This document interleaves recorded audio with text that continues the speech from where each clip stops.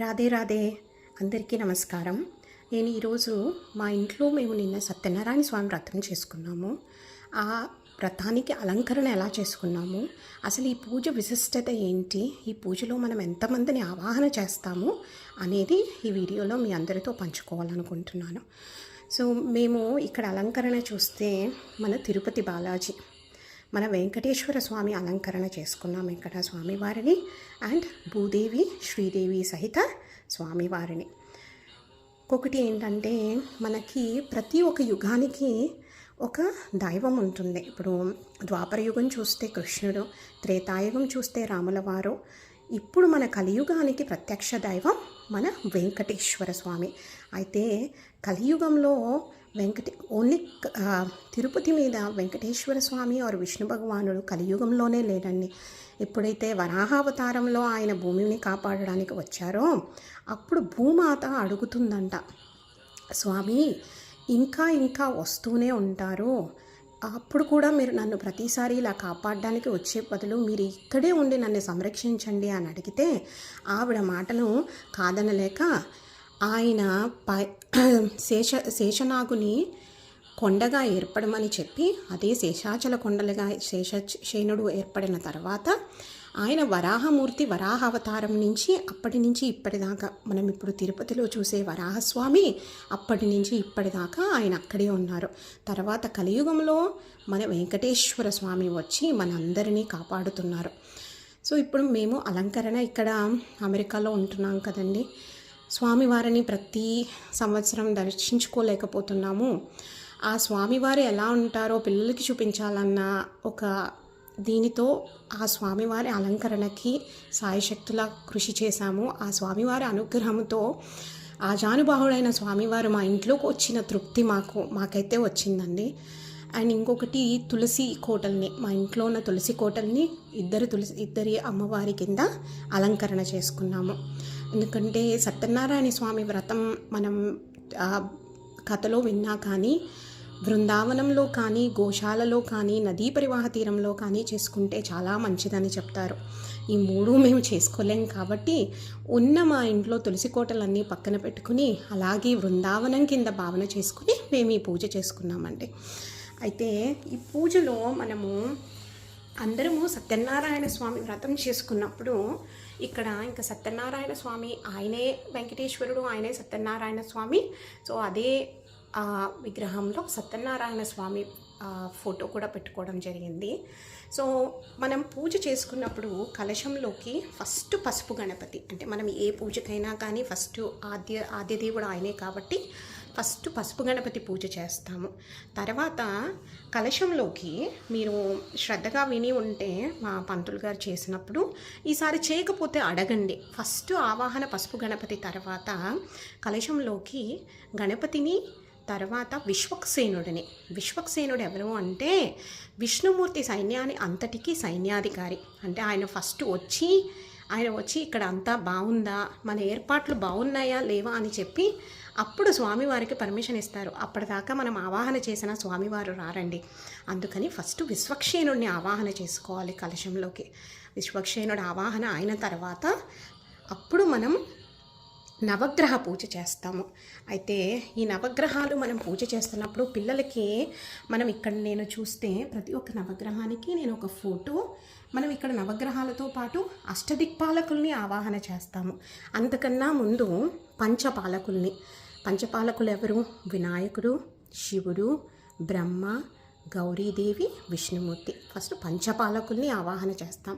పంచపాలకుల్ని ఆవాహన చేసిన తర్వాత నవగ్రహాలు, తర్వాత అష్టదిక్పాలకులు. ఇక్కడ చూడండి, మనం ఒక్క పూజలో బ్రహ్మాండంలో ఉన్న అందరినీ, ఎవరైతే ఈ సృష్టి స్థితి లయకారకులో ఈ బ్రహ్మాండాన్ని అందరినీ అన్ని దిక్కులా కాపాడుతున్న ప్రతి ఒక్కరిని ఆవాహన చేస్తున్నాము. ఇప్పుడు ఆలోచించండి, ఈ పూజ ఎంత గొప్పది అంటే ఒక్క వ్రతంలో మనకి అందరినీ ఇంట్లోకి ఆవాహన చేసుకుని అందరినీ సేవించుకునే అంత అదృష్టాన్ని కల్పిస్తున్నారు స్వామి.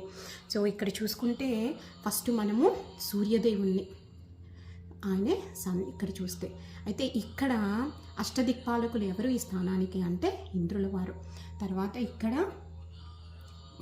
చంద్రుడికి అక్కడ అష్టదిక్పాలకులు అగ్ని, శుక్రుడు ఆర్ వీనస్ ఈశాన దేవత, ఇక్కడ బుధ మెర్క్యూరీ వరుణ దేవత, అండ్ గురు జూపిటర్ కుబేరుడు, అండ్ ఇక్కడ కేతు ఈశానం, అండ్ శని సాటర్న్ నవగ్రహము, ఇక్కడ వాయు అష్టదిక్పాలకులు, అండ్ ఇక్కడ రాహువు, అండ్ ఇక్కడ నైరుతి అష్టదిక్పాలకులు.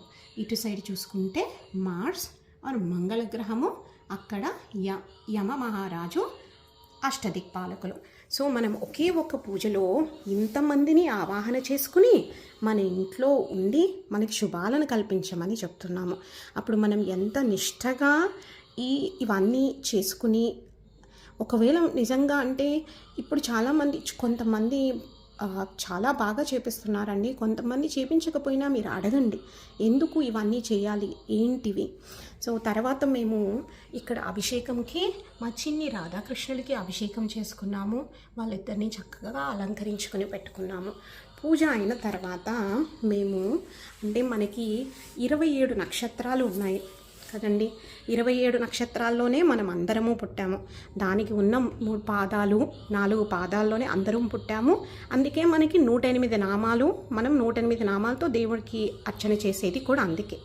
సో ఆ 27 నక్షత్రాలు అన్నీ శాంతంగా ఉండాలి, అందరూ బాగుండాలి, సర్వే జనా సుఖినో భవంతు అనే లక్ష్యంతో 27 సార్లు ఇంట్లో విష్ణు సహస్రనామ పారాయణ చేసుకుని 27 దీపాలు వెలిగించుకున్నామండి.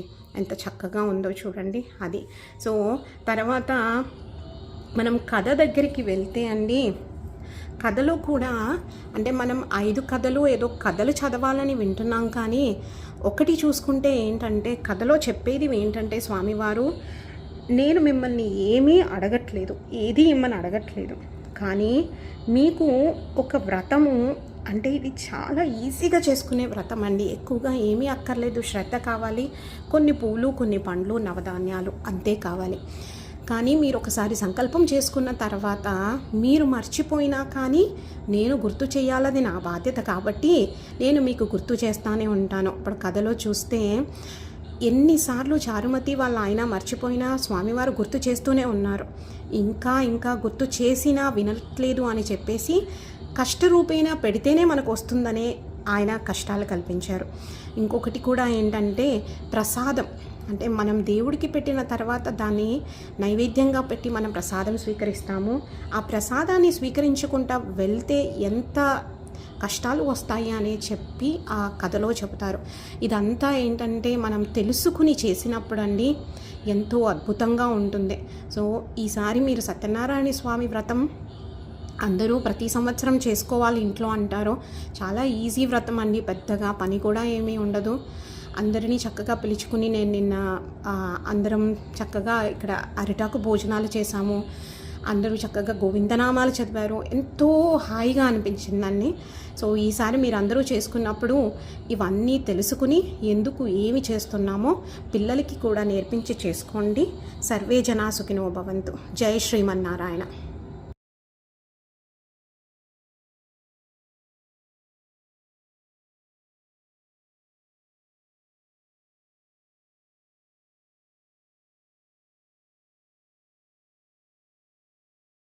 अनिरुद्धो प्रतिहरः प्रद्युम्नो मितविक्रमः कालनेमिनिः वीरः शौरिशूरजनेश्वरः त्रिलोकात्मा त्रिलोकेशः केशवः केशिहा हरिः कामदेवः कामपालः कामी कान्तकृतागमः अनिर्देशो महाहविः स्तव्यस्तवप्रियस्तोत्रं स्तुतिस्तोतारणप्रियः पूर्णपूर्णयिता पुण्यकीर्तिरणामयः मनोजवस्तीर्थकरो वसुरेता वसुप्रदः वसुप्रदो वासुदेवो वसुर्वसुमनाहरिः सद्गतिः सत्कृतिः सत्ता सद्बुद्धिः सत्परायणः सूरसेनो यदुश्रेष्ठः सन्निवासः सुयामुनः भूतावासो वासुदेव सर्वासुनिलयो नरः दर्पः दर्पदो दृप्तो दुर्बलोदापराजितः विश्वमूर्तिर्महामूर्तिर्दीर्घमूर्तिरमूर्तिमान् अनेकमूर्तिरव्यक्तः शतमूर्तिशताननः एकोनैकः सवक्त्रं किं यत्तद्भगमनुत्तमम् लोकबन्धुर्लोकनाथो माधवो नारद मुने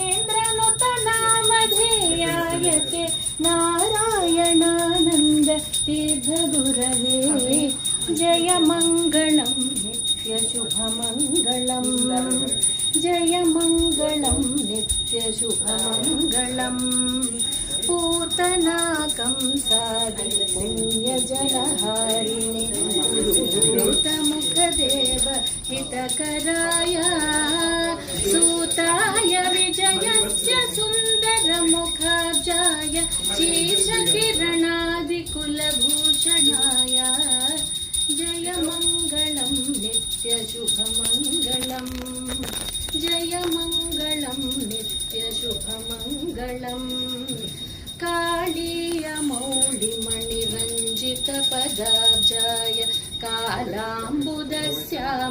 दिव्यतनये कारुण्यरसवर्षिणयनारविन्दाय कल्याणगुणरत्नवारिनिधये जय मङ्गलं नित्यशुभमङ्गलम् जय मङ्गलं नित्यशुभमङ्गलम् जय मङ्गलम् అందరి భోజనాలు అయిపోయిన తర్వాత స్వామివారి పవలింపు సేవ కోసం అండి వెంగమాంబ గారు రచించిన ముత్యాల హారతి ఇచ్చామండి. ముత్యాల హారతి చాలామంది నేను వింటుంది ఏంటంటే దానికి ముత్యాలు పెట్టాలి, పగడాలు పెట్టాలి హారతి పళ్ళెంలో, అవన్నీ వింటూ ఉన్నానండి. కానీ అవి అది కాదండి. యాక్చువల్గా ముత్యాల హారతి అంటే ఆ వెంగమాంబ గారు స్వామివారికి రచించిన హారతి ప్రతి ఒక్క పలుకు ముత్యాలలాగా ఉంది అని చెప్పేసి స్వామివారు దానికి ముత్యాల హారతి అని పేరు ఇవ్వడం జరిగింది. కాబట్టి మీరు ముత్యాల హారతి పడుకునే ముందు ఇంట్లో అందరూ కలిసి స్వామివారికి చక్కగా ఒక పాట పెట్టుకుని, అందరికీ పాడడం మనకి రాదు కాబట్టి పాట ప్లే చేసుకుని స్వామివారికి హారతి ఇచ్చి పడుకోవడమే. అది ముత్యాల హారతి అండి. ఇప్పుడు మేము ముత్యాల హారతి ఇస్తున్నాము, అది కూడా నేను మీకు చూపిస్తాను.